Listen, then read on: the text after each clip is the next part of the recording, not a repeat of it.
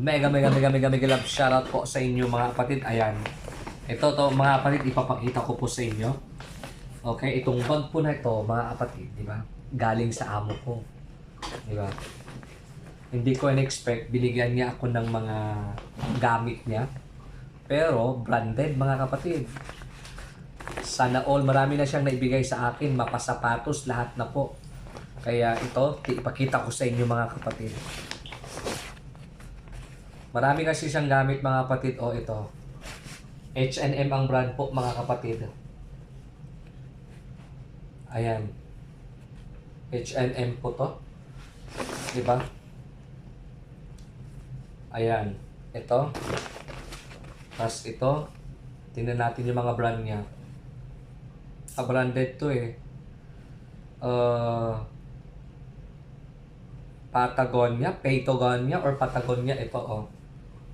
Ayan.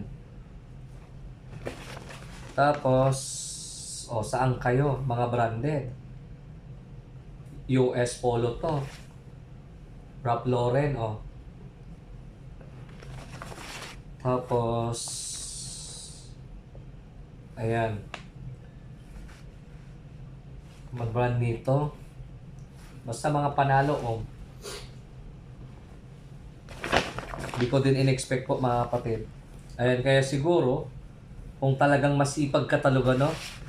Talagang bibigyan ka at bibigyan. Noon, binigyan na naman ako ng Nike na sapatos. Tapos ng last, damit na naman marami. Ayun, oh.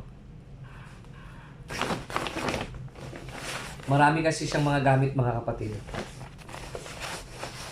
Mga branded. Saan ka pa kaysa mag-ukay-ukay ka pa? Oh. Oh, ito. Brand nito. Sakura. Ayan. Ito, oh. Long sleeve. Mga panalo, mga kapatid, oh. Tapos, ito damit. Ang brand niya po, Mark and Spencer. Oh, ayan. Mga branded talaga. Tapos, ang daming mga ano, oh. Mga medyas. Mga medyas po, oh. Hindi gamit. O, di ba? Bagong-bago, oh.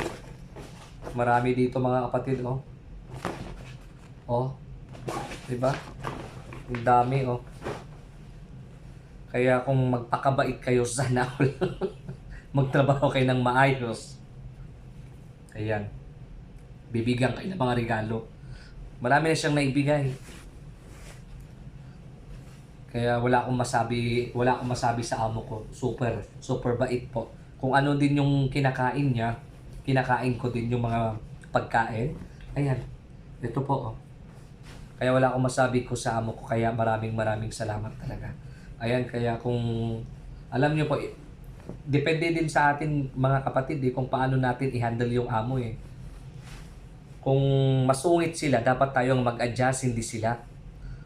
Hindi yung puros pag masungit yung amo, nako, wala talaga, di tayo mag-grupo. Kailangan tayo ang mag-adjust. Kaya nga nag-abroad tayo eh.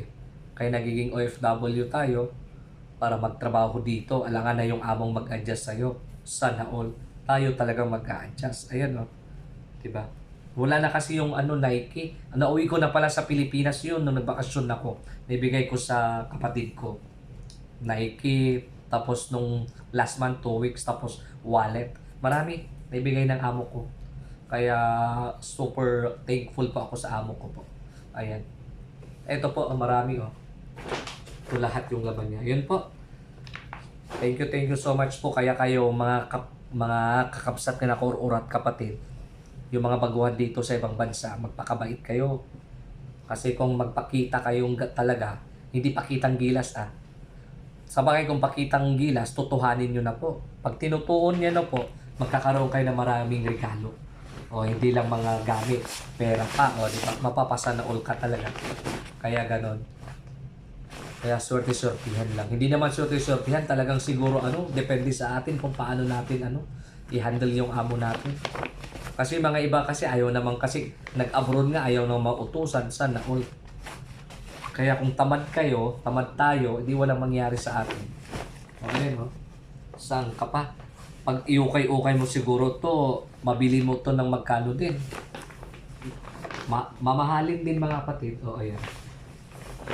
Ayan, salamat po. And ayan, thank you so much po sa lahat ng sumusuporta sa akin. Maraming salamat po. Ayan. Kaya abangan nyo ulit mga kapatid ha. Pipili na naman ako ng isang tao, isang kapatid natin na i-grow natin ang kanyang account. Ayan. So, ayun po. Thank you so much po sa inyong lahat. And God bless po. Ayan, maraming salamat.